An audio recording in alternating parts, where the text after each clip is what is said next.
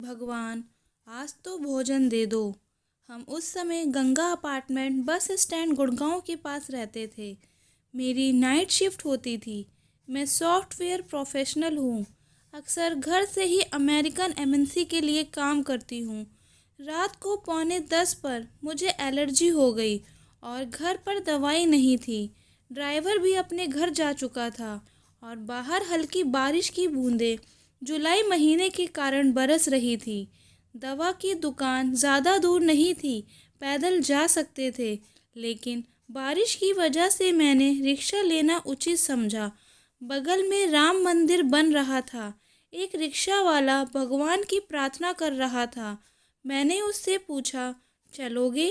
तो उसने सहमति में सर हिलाया और हम बैठ गए। काफ़ी बीमार लग रहा था और उसकी आंखों में आंसू भी थे। मैं बिना कुछ बोले रिक्शा रोककर दवा की दुकान पर चली गई।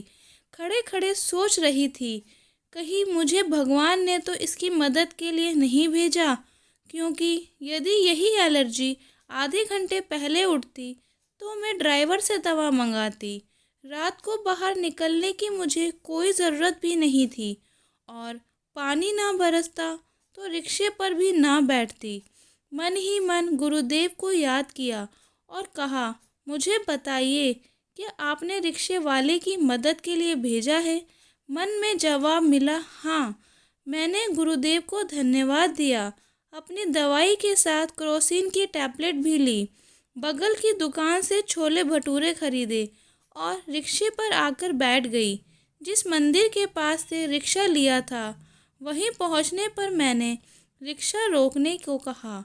वो रोते हुए बोला, मैंने तो भगवान से 2 रोटी मांगी थी, मगर भगवान ने तो मुझे छोले भटूरे दे दिए। कई महीनों से इसे खाने की इच्छा थी। आज भगवान ने मेरी प्रार्थना सुन ली और जो मंदिर के पास उसका बंदा रहता था, उसको मेरी मदद के लिए भेज दिया। कई बातें वो बोलता रहा और मैं स्तब्ध होकर सुनती रही। घर आकर सोचा कि उस मिठाई की दुकान में बहुत सारी चीज़ें थीं। मैं कुछ और भी ले सकती थी, समोसा या खाने की थाली, पर मैंने छोले भटूरे ही क्यों लिए? क्या भगवान ने मुझे रात को अपने भक्त की मदद के लिए भेजा था?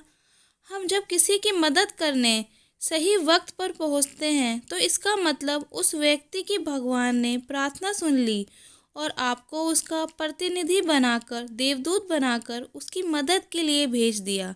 धन्यवाद दोस्तों। अगर ये छोटी सी कहानी आपको पसंद आई हो तो चैनल को लाइक, शेयर और सब्सक्राइब करना ना भूलें।